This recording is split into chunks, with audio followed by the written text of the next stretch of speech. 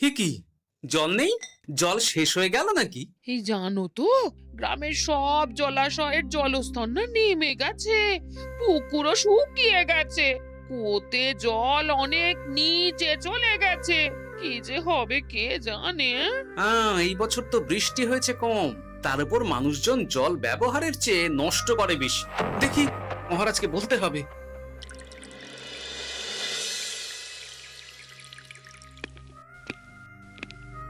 এই তো গোপাল এসে গেছো। শুনেছো, রাজ্যে সকল জলাশয়ে শুধু শুনিনি, চাক্ষুষ দেখেছি, আর এর কারণ ও তার সমাধানও ভেবে এসেছি মহারাজ। তুমি কি বলতে চাইছো সেটা বলো না খোলসা করে। মহারাজ, আসন্ন দিনে জলাভাব মেটানোর একটাই উপায়, তা হলো প্রজাদের উপর কর চাপানো। মহারাজ, আমার ঠাকুরদা বলতেন, যা মেলে মূল্য বিনে তার মূল্য কে আর জানে। আমরা যেহেতু সম্পদ বিনামূল্যে পাচ্ছি, তাই একে গুরুত্ব দিতে শিখিনি। সবাই মিলে দেদার জলের অপচয় করছে। আমি এই অপচয়ের বিরুদ্ধে কর বসানোর পরামর্শ দিচ্ছি মহারাজ। জলের জন্য দেবে দাম, ছুটে যাবে কাল ঘাম। হ্যাঁ, যখনই জলের জন্য কর দিতে হবে, তখনই জলের অপচয় বন্ধ হবে। এতে লাভটা কি হবে গোপাল? মানুষ কম জলে কাজ করা শিখে যাবে, ফলে আগামী দিনে যদি জল সম্পদ কমেও যায়, এই কৃষ্ণনগরের প্রজারা আগে থেকেই তার জন্য প্রস্তুত হয়ে যাবেন। কিন্তু আমি আমার প্রজাদের কাছ থেকে জলের দাম নেব গোপাল? না মহারাজ, কর বাবদ যে অর্থ উপার্জন হবে, তার সাথে আপনার দান মিলিয়ে রাজ্যের মধ্যে একটা বিরাট কৃত্রিম জলাধার বানানো হবে, বাহ বাহ বাহ! যেখানে বৃষ্টির জল সংরক্ষণ করা যাবে মহারাজ।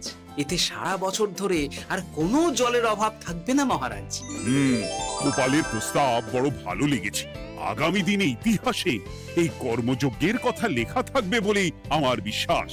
আর তাই আমি গোপালকে এই মুহূর্তে 50টি স্বর্ণমোহর উপহার দেব বলে ঘোষণা করছি। সাধু সাধু সাধু।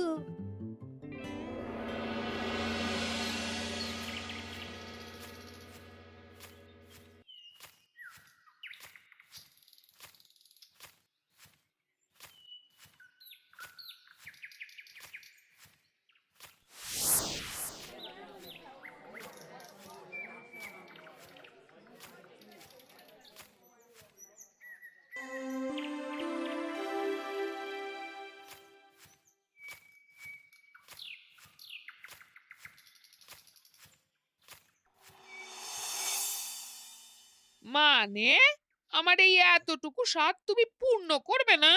আমি কি নিজের জন্য চেয়েছি নাকি? সবই তো পাবে তোমার মেয়ে আর জামাই। হ্যাঁ, সে বুঝেছি গিন্নি, তাই বলে এতগুলো মুদ্রা আমি খরচ করতে পারবো না। পারবে না? আমি তাঁতির বাড়ি থেকে মেয়ে জামাইয়ের জন্য কয়েকটা শাড়ি আর ভালো পাঞ্জাবি কিনে একটু পাঠাবো। কিন্তু এখন আমার কাছে অত মুদ্রা নেই গিন্নি, পরে পেলে আমি ঠিক তোমার স্বাদ পূরণ করব। আবার বাজে কথা বলার জায়গা পাও না তুমি। এতক্ষণ কোথায় ছিলে গো? আমি বেলায় নদীর পাড়ে গিয়েছিলাম, তখন কমলা আমাকে বলল তোমায় নাকি দেখেছে। কি দেখেছি?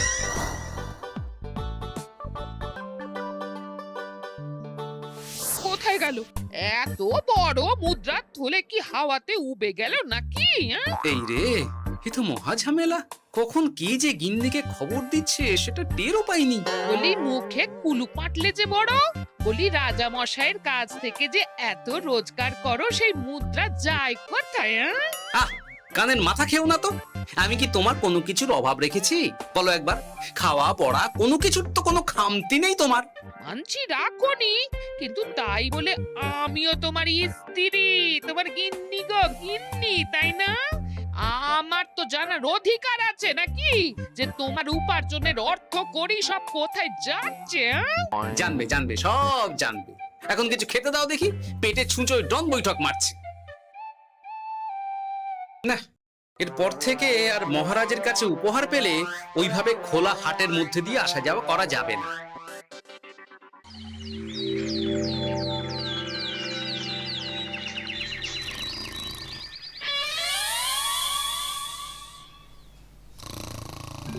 তোমার আর কোনো চিন্তা নেই গোপাল।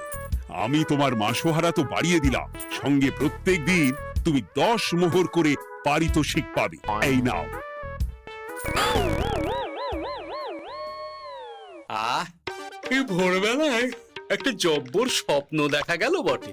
এই স্বপ্ন ফলে গেলে আর কোনো চিন্তা নেই। গিন্নি, ও গিন্নি, বলি গেলে কোথায়?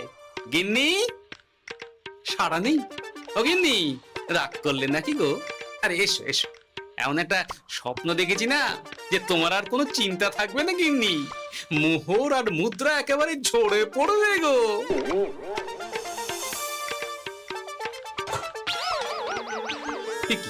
এইসব ফলাহার সাজিয়ে রেখে গেল কোথায় গিন্নি? নিজের বাপের বাড়িতে তো যাবে না, কেউ নেই সেখানে। মেয়ের বাড়ি গেল নাকি? না, মেয়ের বাড়িতে তো গিন্নি যায় না। তাহলে না না, খালি পেটে এত ভাবতে পারছি না। আগে মুখ হাত ধুয়ে এসে কিছু খেয়ে নি, তারপর দেখি গিন্নি কোথায় গেল। না, গিন্নিকে তো কোথাও দেখলাম না। গেল কোথায়? যাকে আগে রাজবাড়িতে তো যাই, ফেরার সময় না হয় আবার খোঁজ নেব, ততক্ষণে ফিরেও আসতে পারে।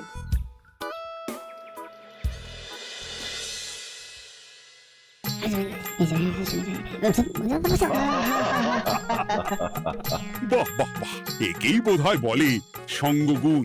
অনেকদিন এত হাসি নিয়ে। যা বলেছেন মহারাজ। হাসির চোটে পেটে ধরছে খিল। কর্তা আর গিন্নিতে দেখছি রয়েছে অনেক বেল।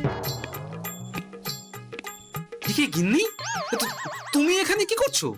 কি গোপাল, তুমি রাজসভায় এলে যে বড়? তুমি নাকি রাজসভার কাজ থেকে অবসর নিতে চেয়েছো? হ্যাঁ, এই কথা কে বললো মহারাজ? এই তো উনি বললেন। বলি আমি আবার কি করব? তুমি আমায় একটা কাজ দিলে আর সেটা আমি করব না বলো? আমি তোমায় কাজ দিলাম? কি কাজ? বাবা গোপাল, তুমি কি আকাশ থেকে পড়লে নাকি? তুমি তো তোমার গিন্নিকে বলে পাঠিয়েছো যে তুমি আর রাজসভার কাজে যোগ দিতে চাও না।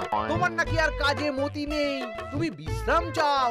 এই রে, গিন্নি দেখি ভয়ঙ্কর চাল দিয়েছে। আমার নামে রাজসভায় এসে এইসব বলেছে।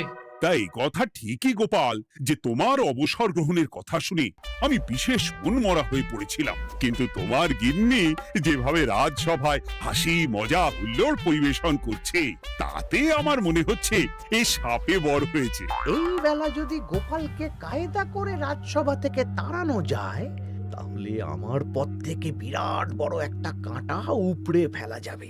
গোপাল গিন্নি সবার মধ্যে বিলিয়েছেন হাসি, তার জন্য রাজামশাই হয়েছেন ভারী খুশি। হ্যাঁ গোপাল, তাই আমি ঠিক করেছি তোমার স্থানে আমি তোমার গিন্নিকেই বহাল করব। হ্যাঁ, তোমার সঙ্গে ঘর সংসার করে ওর বুদ্ধি বেশ খোলতাই হয়েছে, সেটা বোঝাই যাচ্ছে। এছাড়াও আমাদের অনেক পরামর্শ দিয়ে সাহায্যও করতে পারবে। তাছাড়া উনি মহিলা বলে অন্দরমহলেও যেতে পারবেন, রানীমাও খুশি হবেন বলেই তো আমার বিশ্বাস। কি গোপাল গিন্নি, তোমার এই কাজ করতে কোনো আপত্তি নেই তো? আপত্তি কেন থাকবে মহারাজ? আমি ধন্য আপনি আমায় এত বড় সম্মান দিচ্ছেন বলে। তুমি আমার কত বড় সর্বনাশ করলে গিন্নি। তুমি কিনা শেষে আমার চাকরিটাই খেলে। এটা গোপালের জন্য বড় ভালো হলো, তাই না? কোনো কাজ করতে হবে না, কিন্তু রোজগার আগের মতোই থাকবে। অবসর আর উপার্জন একসাথে। না হে গোপাল, তুমি আর এখানে কাঁচু মাচু মুখে দাঁড়িয়ে না থেকে নিজের বিশ্রামে ব্যাঘাত ঘটিও না। আমাকে সবার কাজ শুরু করতে দাও। যথা আজ্ঞা মহারাজ।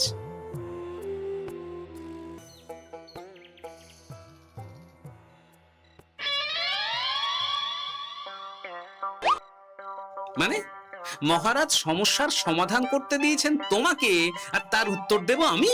কেন? তুমি আমার চাকরি খাবে আর তোমার সেই চাকরি রাখার দায় নেব আমি? হ্যাঁ হ্যাঁ, নেবে। মানে কাল রাজসভায় মহারাজের সমস্যার সমাধান করব, সেই মতো কথা দিয়ে এসেছি। হ্যাঁ, আগাম 10টা মুদ্রাও বাগিয়ে এনেছি।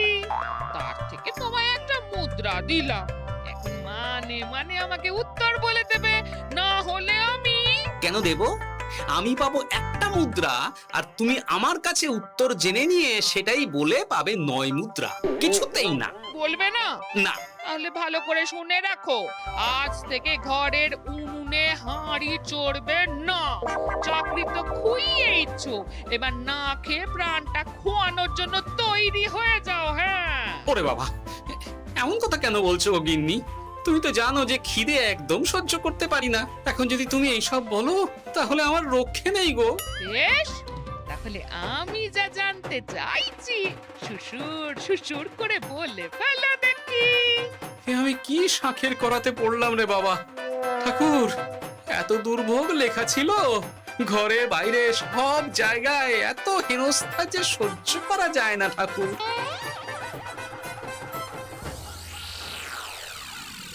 একেই তো বলে গো গিন্নি, মেঘ না চাইতেই জল। এতদিন কতভাবে চেষ্টা করেছি গোপালকে রাজসভা থেকে তাড়াবার, আর গোপাল নিজেই কিনা রাজসভা থেকে পালিয়ে গেল। সব বলছো? তোমার শরীর ঠিক আছে তো? শরীর মন সব ঠিক আছে, তবে গোপালের বদলে কাকে বহাল করা হয়েছে শুনলে তোমার মাথা ঘুরে যাবে। কাকে? গোপাল গিন্নিকে। আমার কিন্তু বিষয়টা খুব একটা সরল ঠেকছে না গো। গোপাল ভাঁড়ের বুদ্ধি তো আর যে সে বুদ্ধি নয়। উনি যাই করেন খুব ভেবে চিন্তে করেন, এর পেছনে আবার কোনো মতলব নেই তো। এটা তুমি মন্দ বলনি গিন্নি, গোপালকে নিয়ে সত্যি কোনো বিশ্বাস নেই। ও কখন কি ঘোট পাকাচ্ছে বলা যায় না। আমাকেও সাবধানে থাকতে হবে, দেখতে হবে যে গোপাল আসলে কি চাল চালতে চাইছে।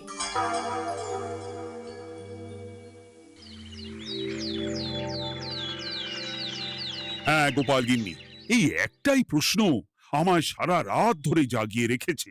মানুষ মরে ভূত হয়, ভূত কি মরে? তাহলে ভূত মরলে কি হয়? মানে মহারাজ, এই প্রশ্নের উত্তর আমার আজকে দিতে ইচ্ছে করছে না। হ্যাঁ, আমি না হয় আপনাকে আগামীকাল এই প্রশ্নের উত্তর দেব, ঠিক আছে? হ্যাঁ, গাছ থেকে পড়ে গেলে জাপটে ধরে ডালকে। আজকের প্রশ্নের উত্তর উনি দেবেন কালকে। না হে গোপাল গিন্নি, তা হয় না। এই প্রশ্ন আমাকে সারা রাত বিচলিত করেছে। আবার যদি আজকেও এই প্রশ্নের উত্তর না পাই, তাহলে তো আবার একটা নিদ্রাহীন রাত আমাকে কাটাতে হবে। মানে আমি বলছিলাম কি মহারাজ, গোপাল গিন্নি তো সদ্য এই কাজে বহাল হয়েছে, তাই তাকে তো একটু সময় দেওয়া দরকার নাকি? কিন্তু প্রশ্নের উত্তর না পেলে যদি মহারাজের শরীর খারাপ হয়, তার দায় কে নেবে মন্ত্রী মশাই? এই রে, এখন আমি কি করব? এ তো মহা বিপদে পড়লাম দেখছি। আচ্ছা মহারাজ, ঠিক আছে ঠিক আছে, আমি এই প্রশ্নের উত্তর দেব, কিন্তু আমার না একটু সমস্যা আছে। খোলা হাওয়াতে গিয়ে না দাঁড়ালে আমার ঠিক মাথা খোলে না, তাই বলছিলাম। তাই না হয় যাও, হাওয়া খেয়ে এসে মাথাটা খোলতাই করে নাও, কিন্তু এই প্রশ্নের উত্তর আমাকে আজকেই দিতে হবে। হ্যাঁ, উফ, এই যে কি সমস্যা! সারাদিন ঘরে বসে থেকে থেকে তো আমার সারা গায়ে বাদ ধরে গেল। সেই সকালবেলা আমাকে ফলাহার করিয়ে দিয়ে গিন্নি তো চলে গেছে রাজবাড়িতে চাকরি করতে। এদিকে আমার যে পেটে কিচ্ছুটি নেই, তার কি হবে? মহারাজ দোকানে গিয়ে যে ভালো মন্দ খাবো তারও উপায় নেই, তাহলেই তো কাঁড়ি কাঁড়ি খরচা। না, একবার দেখি তো উনুন ধরিয়ে অন্তত ভাতটা চাপাতে পারি কিনা, তাহলে গিন্নির ওই হাঁড়ি না চড়ার হুমকির হাত থেকে অন্তত বাঁচা যাবে।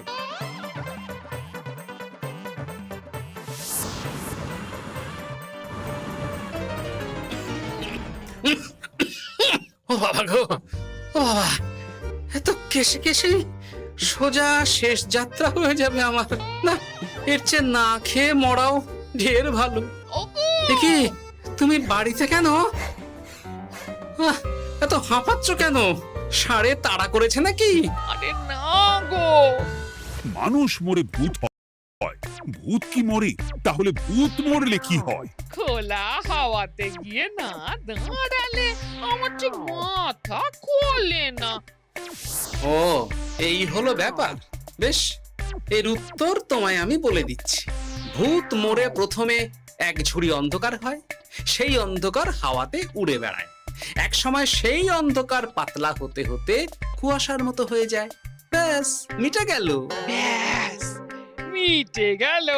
যদি রাজা মশাই এই কথা বিশ্বাস না করেন, তুমি হলপ করে বলবে আপনি যখন মরবেন একদম মিলিয়ে নেবেন মহারাজ। এর চেয়ে এক পা এদিক ওদিক হয় না যেন। হ্যাঁ, এই না হলে তুমি গোপাল ভাঁড়, বুঝেছো তাহলে? এই তুমি চিন্তা করো না, রাজবাড়ি থেকে ফেরার সময় আমি তোমার জন্য অনেক অনেক বাজার করে আনবো, ঠিক আছে? এই আমি যাই। এ তো ভারী মজা হলো। মহারাজ তক্ষুনি প্রশ্নের উত্তর চাইলে গিন্নি এইভাবে সেই রাজবাড়ি থেকে দুধ দাঁড়িয়ে ছুটে আসছে উত্তর জানতে। আমাকে তুমি একটা চাল দিয়ে কুপকাত করেছে তো গিন্নি। এইবার বুঝবে কত ধানে কত চাল।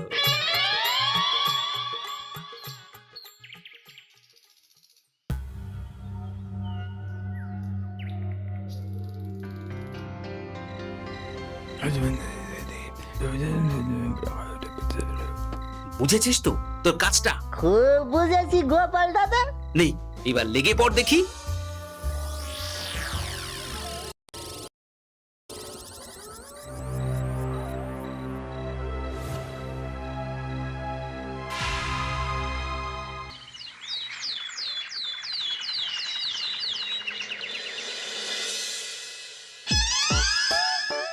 তাহলে আর বলছি কি তোমাদের, সকালবেলায় উঠে দেখি মুখের এই হাল। এই কাণ্ড কি করে হলো মহারাজ? আহ, তার আমি কি জানি। আমি সকালে উঠে আয়নায় নিজেকে এই অবস্থায় দেখে খুব চিন্তায় রয়েছি। গোপাল গিন্নি, আগে মহারাজ, গোপাল থাকলে যে কাজ করতো সেটা তো তোমাকেই করতে হবে, বলতে হবে এর সমাধান কি। হ্যাঁ মানে মানে আমি হ্যাঁ হ্যাঁ, আমার মনে আছে। তোমার তো আবার হাওয়া না খেলে চলে না। যাও যাও, তাড়াতাড়ি হাওয়া খেয়ে এর উত্তর নিয়ে এসো।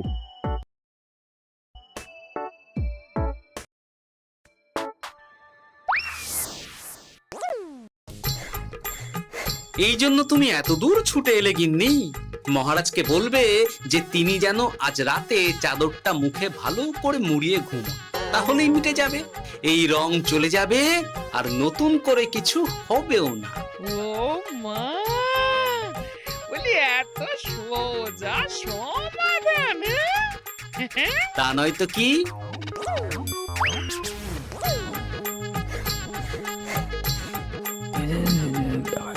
কাল সারা রাত আকাশে একবার দেখলাম চাঁদ উঠেছে, আর একবার দেখলাম ঘোর অমাবস্যা।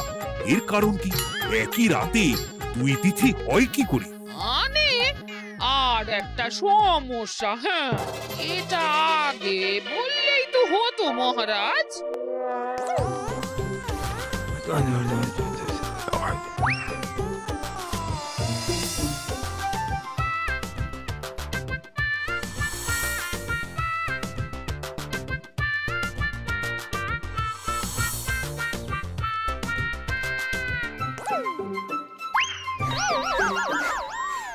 কি তুমি হাওয়া খেতে গিয়ে এইভাবে খাবি খাচ্ছ কেন গোপাল গিন্নি? এর কারণ আমি জানি মহারাজ। সে কি কাণ্ড! তুমি কি করে জানলে? গোপাল গিন্নি মোটেও হাওয়া খেতে যায়নি মহারাজ, সে গেছিল নিজের বাড়িতে গোপালের কাছে আপনার বলা প্রশ্নের উত্তর জেনে আসতে। মানে গোপাল গিন্নি তার মানে আমাকে ঠকিয়েছে? তা জানি না মহারাজ, তবে আমার মনে হয় এর পেছনে গোপালের কোনো গভীর ষড়যন্ত্র আছে, না হলে সে এমনটা করবে কেন? আর এক রাতেই আপনার সাথে এতগুলো অদ্ভুত ঘটনা পর পর ঘটবে কেন? বটে, এক্ষুনি গোপালকে ডেকে আনো।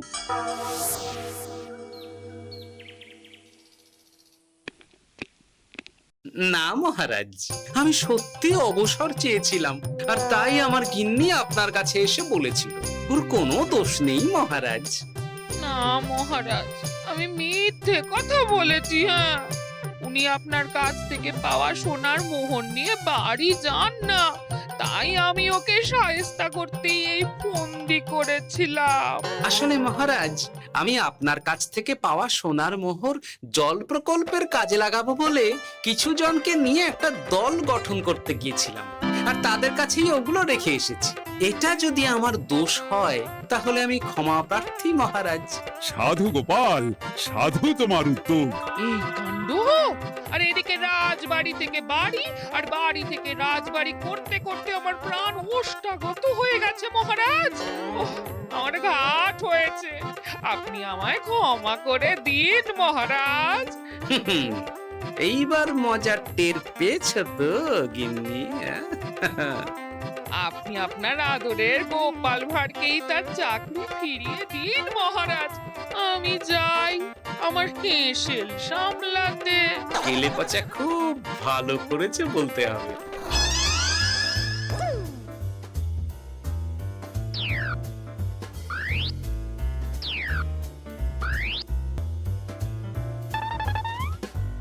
তবে মহারাজ, অমাবস্যা পূর্ণিমা সব আমার বুদ্ধিতেই কেলেপচা করেছিল। আপনার ওই মুখের রং,